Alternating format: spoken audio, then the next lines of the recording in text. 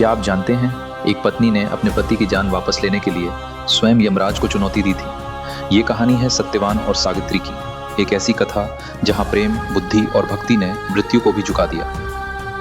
घना जंगल, सूरज की किरणें पेड़ों के बीच से छन रही थीं। राजकुमारी सावित्री अपने पति सत्यवान के साथ लकड़ियां काटने जंगल आई थी। लेकिन सावित्री के मन में एक डर था, क्योंकि ऋषियों ने पहले ही भविष्यवाणी कर दी थी कि सत्यवान की मृत्यु आज ही होने वाली है। सत्यवान अचानक अपने सिर को पकड़कर जमीन पर गिर पड़े। उनकी सांसें धीमी होने लगीं। सावित्री की आंखों में आंसू भर आए और तभी चारों ओर अंधेरा छा गया। काले वस्त्रों में, हाथ में दिव्य पाश लिए स्वयं यमराज प्रकट हुए।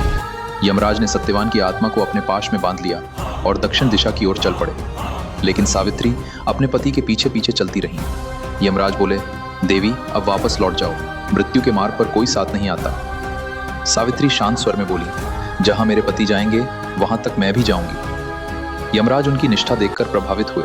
उन्होंने कहा, मांगो, एक वरदान मांगो। सावित्री बोली, मेरे सास ससुर की खोई हुई दृष्टि वापस आ जाए। तथास्तु। लेकिन सावित्री फिर भी नहीं रुकी। कुछ दूर चलने के बाद यमराज ने दूसरा वरदान दिया। सावित्री बोली, मेरे ससुर का खोया हुआ राज्य वापस मिल जाए। तथास्तु। फिर भी सावित्री उनके पीछे चलती रही। अब यमराज स्वयं आश्चर्य में थे। उन्होंने तीसरा और अंतिम वरदान दिया।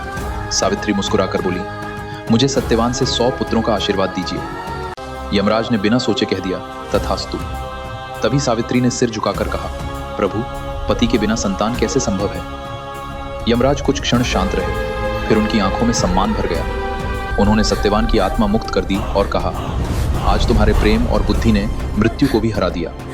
अचानक सत्यवान की सांसें लौट आईं। जंगल दिव्य प्रकाश से भर उठा। सावित्री की आंखों में खुशी के आंसू थे और यमराज मुस्कुराते हुए अदृश्य हो गए। तभी से सावित्री को अटूट प्रेम, साहस और समर्पण का प्रतीक माना जाता है। और ये कथा आज भी सिखाती है कि सच्चा प्रेम मृत्यु से भी अधिक शक्तिशाली होता है।